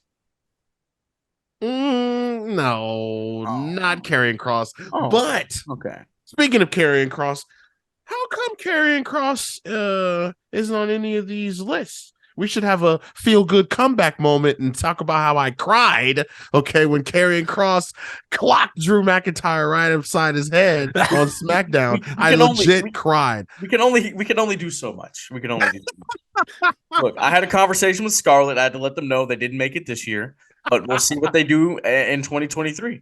She's gonna put you in a card, pal. Okay. Watch out. Brandon. I believe I picked FTR and the Briscoes at Super Card of Honor. And honestly, this might not even be their best match of the year. The dog collar match they had at Final Battle was amazing. I'm not going to say the B word, because that word should be retired in 2022. But I think, as beautiful. I said earlier, it was a beautiful match. Thank you, Huey. But FTR and the Briscoes, they had like 3 fantastic matches this year, and I think they should get a lot more credit. I know it's on ROH and not a lot of people have seen it, but and also, I was at the Double or Nothing Anarchy Arena, and it was such a crazy match. I mean, luckily I was like in the right spot to where like some of the wrestlers came up, and I like legit left my seat, ran to like the concession stand to see someone, blood everywhere. And I come back to my seat and there's literally blood just like on the sides of the arena walls. And I mean, I have like pictures of it, and it was just insane. And they play John Moxley's Wild Thing song. So, a little callback to New Jack and the Gangstas. So, I mean, it shouldn't win match of the year, but a personal favorite of mine, just because of I was there and how insane it was and how different it was. Baby Huey, do you have anything? I'm surprised that I did not win for banger match of the year, because me and Sheamus, we put on an incredible show. Anytime you get 2 big hosses going at it, I'm always a fan of that. It's just I love two big meaty men going at it, hitting each other hard as they can. Yes. It's always entertaining to me. It's like Yes. it's simple formula, but I love it. They go at it, they hit each other.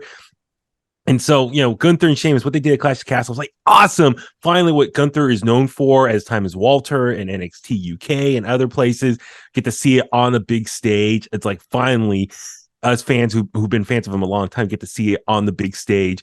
It was great. But Cody Rhodes, though, I will say I can see why a lot of people think that's match of the year because, as you just mentioned, Phil, just the torn pec. I think Cody could have easily just sat it out. But then he probably knew, like, dude, I just came back to the company less than 2 months ago. They're putting a lot of stock into me. I don't want to blow this opportunity. So he probably figured, all right, well, I can't already tear it anymore. It's already torn. So I'll just have to wrestle through the pain. And he probably didn't want to let Vince down that, like, I just came back and now I'm going to be on the shelf for 6 months. So I give him credit that he went through with it.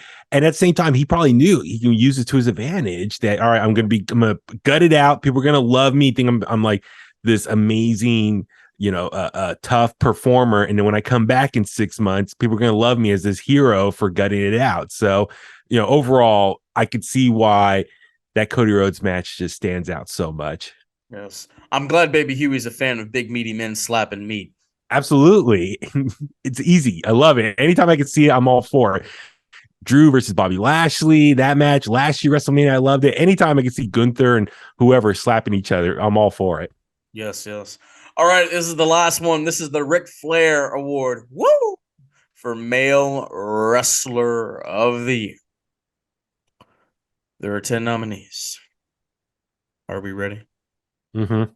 I said, are you ready? Yeah. I said, oh, no, I'm not gonna I'm not gonna do it. Here we go. The nominees are the head of the table, the Universal Heavyweight Champion Roman Reigns, the AEW World Champion Maxwell Jacob Friedman, CM Punk, the American Dragon Bryan Danielson, the Ocho Chris Jericho, the Rainmaker Kazuchika Okada, one of the baddest dudes in the game, Minoru Suzuki, the almighty Bobby Lashley, the Drip God Seth Rollins, and the walking weapon, the Impact Heavyweight Champion Josh Alexander. Ladies and gentlemen, your winner is for Male Wrestler of the Year, Josh Alexander. I'm joking. He didn't win. It's Oh my God. my tribal chief, our tribal chief. The only reason why WWE's still in business, because if he wasn't there, we wouldn't be watching this stuff. Yeah. Wait a sec. I just noticed something. John Moxley's not on the list. He is Damn not, shame. He is not on this list. Wow. Because you can make the argument he's saved the company, put AEW on his back, and carried them during their darkest time. So Brandon, why wasn't he on this list? Oh, you're just gonna put all the blame on me? You are the researcher. You are the researcher. That's what you're here. I just noticed that. I just noticed it too. Okay, so yes, it's all my fault. I'm sorry, everybody. Put all the heat on me. I'm a terrible person. Honorable I know mention nothing about John wrestling. Moxley. I'm going to be stepping away. It's all your fault. Yep. Honorable mention is John Moxley. Look, ladies and gentlemen, I'm sorry. I'm sorry. I will reach out to John and Renee, and I will let them know that this will not go on. This credence will not go unpunished. You're suspended until next week, Brandon. Jesus. I can't believe you would do that. I can't believe you would do that. I know. I'm such a terrible person. How could you do that after all that man went through for this company? And you did that? Ouch. I put Anyway, Bobby Lashley on here instead of John Moxley. No hate to Bobby Lashley. He had a great year, but it's a damn shame. Oh no. Minoru Suzuki. Like what did Minoru Suzuki even do? He had that U.S. run, bro. What? He had that tour of the United States. John Moxley toured the United States. He lost to Jonah. I mean, come on, like Minoru Suzuki doesn't wrestle in the United States often. That's why he was on the list. Okay. Yeah. Aze Nare. Yeah. Anyway, Roman Reigns won. This is the third year. This is the third year in a row that Roman Reigns has won this award.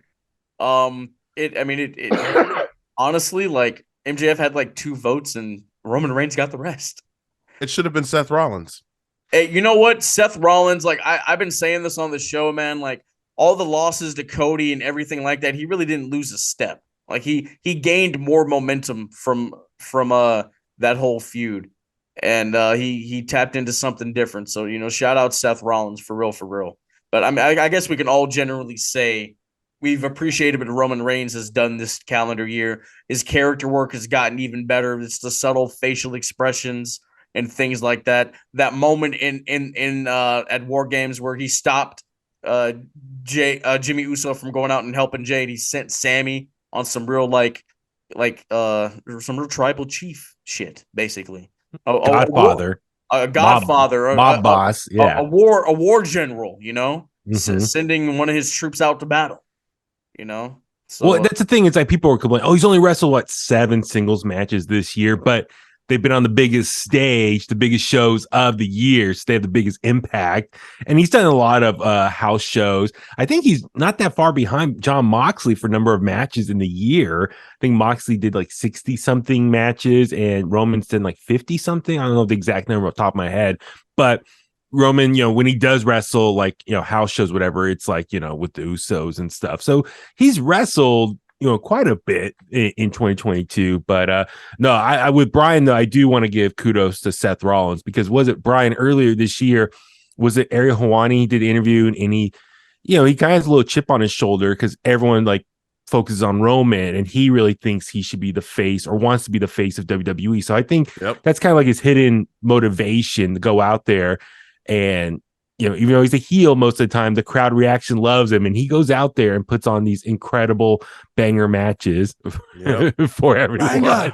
But Seth really does. You gotta give him credit for the amount of work he's done and help putting other people over, especially like Cody Rhodes. No, you're right. I mean, in that interview, Seth said he's Macho Man and Hogan, Roman is Hogan. Yeah, exactly. In that aspect, or Roman is Cena and he's insert Batista or Edge or Randy, or different eras, you know what I'm saying?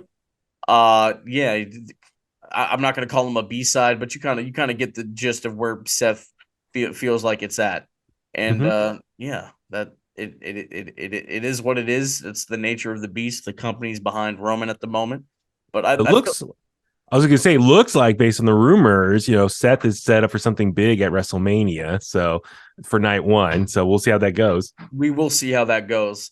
Thank you guys so much for being here. The Casties, it's been a wrap. Another great edition of them. Another great edition. I'd like to say I added some categories. Congratulations to Logan Paul for winning the award for shocking match of the year. Putting on a performance like that with Roman Reigns was incredible. Rookie of the year. No, for real. Shout out Logan Paul. He put in the work. Yeah, that shot of Roman about to slap him in the mouth when he's doing that forearm, that springboard. I mean, it looked fantastic. I mean, 2022 has been a very interesting year when it comes to this business. I mean, I've said it time and time again. Vince McMahon, Steve Austin, Ricky Steamboat, and Ric Flair all had matches this year. Vince retired and hung him up. Hunter retired from in-ring competition. Hunter finally has the big pencil, the biggest pencil in the business. You know what I'm saying? Shawn Michaels is running things down in NXT. A lot of things have changed and happened in the business this year, and we can't wait to see where it goes moving forward to 2023 and beyond. But I guess in closing thoughts about wrestling in 2022, Katie, what are your thoughts? How's this year been? I think this year has been great for pro wrestling, both on the large, international scale, and then right down to our local indie wrestling here in the Bay Area. I'm really excited to see where things go in 2023. We've got a bunch of stuff coming up in January here locally. We've got AEW Revolution coming to San Francisco. Super excited about that. Everything is just coming up wrestling. Brandon. Yeah, big year. for wrestling, big year for the Bullcast, shout out. But I said it earlier, 2022, kind of the first full post-COVID year. So we got, a lot of full attendance, full crowd shows, and being able to really go back to wrestling shows for the first time. And Katie said it, we have a lot of cool stuff planned out. Revolution is in San Francisco, WrestleMania is in LA. I presume Double or Nothing is probably coming back to Las Vegas. So it's going to be 2023 is shaping up to be a really fun year. Brian. I'm sorry, I was playing with Zaire. What was the question? 2022. What are your thoughts on the world of sports entertainment? Oh, explosive, incredible. It's bangers after bangers after bangers. Unexpected. 2022 Unexpected was bangers. Unexpected. Yes. Baby Huey, any closing thoughts on the year of 2022? I was going to say, Brandon brought up a good point. This was the first full year post-pandemic that wrestling was in front of an audience, for example, WWE and AEW, because they went back, summer 2021. So full year in front of the fans again. Who would have thought, like I said, just how many big newsworthy items happened throughout this year? It's crazy. It's, a little unfortunate how much drama outside the ring kind of captivated our attention and in some ways overshadowed a lot of the great wrestling in the ring. So hopefully, in the new year, emphasis more on focusing on, the storylines and the matches that happened there. I'm looking forward to what WWE has in store with the Bloodline and, Cody Rhodes' return. 2023 could be some really amazing stuff. Hopefully, fingers crossed, Cody wins the WWE Championship next year and see what he can do as champion. I hope that's the plan. With Sami Zayn, his character arc post Bloodline is going to happen. There's so much to look forward to. I hope, and even AEW, I think in the last month or so, they kind of really as best they can get all the bad stuff from CM Punk, that experience away, and they can really move on. And it looks like they've been kind of reset. A lot of younger talent been winning matches lately. So I hope AEW gets a really fresh start. And I'm excited to see what Ring of Honor can do in the new year as well. So a lot to look forward to. And then especially on the local scene, I want to see the indie scene keep thriving out here. And then hopefully they can be the next generation of great wrestlers on the big stage. Absolutely. You love to hear it. Thank you guys so much for being here. And thank everybody who's been a part of the team, West Coast Design, Mike Miller, and Brightest Day X, etc. Mr. X, yes, the list goes on. This podcast has accomplished things I never could have dreamt of when I first started it. 2022 has been a monster year for us. I said in that promotional video I shot the other day, 2023 is only going to be bigger and better for the BC. Thank you guys so much. Enjoy the rest of the holiday season with your families and loved ones. Be safe and stay dangerous. And remember, diamonds are forever. So is the microphone Messiah. Happy holidays, everybody. Happy New Year. We'll see you in 2023. Yes, sir.